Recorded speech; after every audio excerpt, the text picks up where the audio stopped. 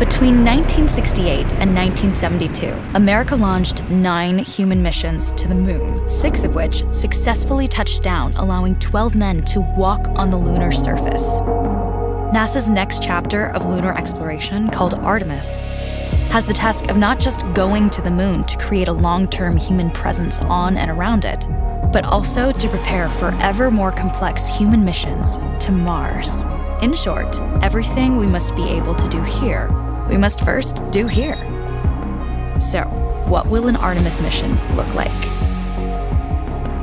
Everything is designed and tested with our most important element in mind, the astronauts. This is their deep space, human-rated spacecraft called Orion, built in 3 parts. The crew module, where up to 4 astronauts will live and work throughout the flight. The service module, with life support systems for the crew and its own engine and fuel reserves.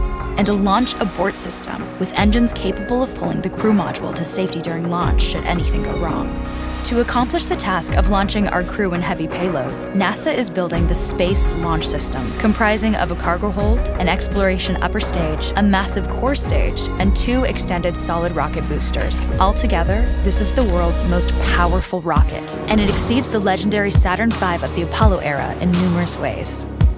Sitting on the launch pad, the entire rocket, fully fueled, weighs just over 6 million pounds, 5.2 million of which is just the fuel. Once ignited, there is no stopping what comes next. All 4 RS-25 engines and the 2 solid rocket boosters come to life, thundering our crew upwards. 2 minutes after ignition, the solid rocket boosters are spent and released. 8 minutes after launch, the core stage is depleted and separated. The upper stage fires briefly, placing Orion into a parking orbit around the Earth. Here, the crew reconfigure the spacecraft and check systems to confirm everything is ready for deep space travel. With a go from mission control, the crew reignite the exploration upper stage engines to leave Earth entirely. The exact timing of this maneuver is critical to reach a speed that can escape Earth's gravitational pull, but also put Orion on a course that will intersect the moon days later. Once this burn is complete, the upper stage of the SLS is jettisoned and the crew aboard Orion coast for several days toward all that awaits them at the moon.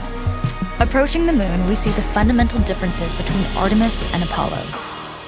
Instead of requiring Orion to serve as an expendable lunar command module or to carry a constrained lunar lander, the Artemis missions will take advantage of a different approach: pre-staging. Everything needed for lunar missions will be positioned in advance by commercial and international partners. This includes rovers, science experiments, and human-rated systems on the surface. But it also includes a dedicated lunar station in orbit around the moon called Gateway. Here at this station, we can pre-stage a robust lunar lander and establish a strong communications relay. Designed with open standards, the Gateway can be expanded as new missions and partnerships develop, allowing multiple human missions on the moon at the same time and enabling ongoing science to be conducted even between human missions. The Gateway is also capable of adjusting its orbit to allow access to every part of the moon, something the Apollo missions could not do. But the real key in this approach is placing Gateway in a unique halo orbit to perfect the maneuvers needed for Mars missions. And with the growing list of commercial and international opportunities, Gateway is the ideal hub between Earth and all that lies beyond. Returning to our crew as they approach Gateway, the Orion must match the elliptical orbit of the station in order to successfully dock. Once on board, pre-selected crew members transfer to the lunar lander, while those assigned to Gateway remain on station.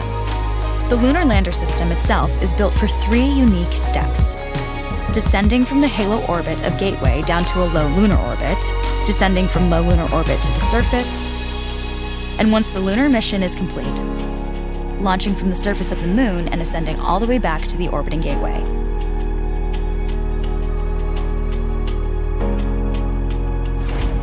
Once back aboard the Orion spacecraft and undocked from Gateway, the crew fire their engine once to break out of the halo orbit and once again to sling the spacecraft around the moon, placing it on a multi-day trajectory back towards Earth.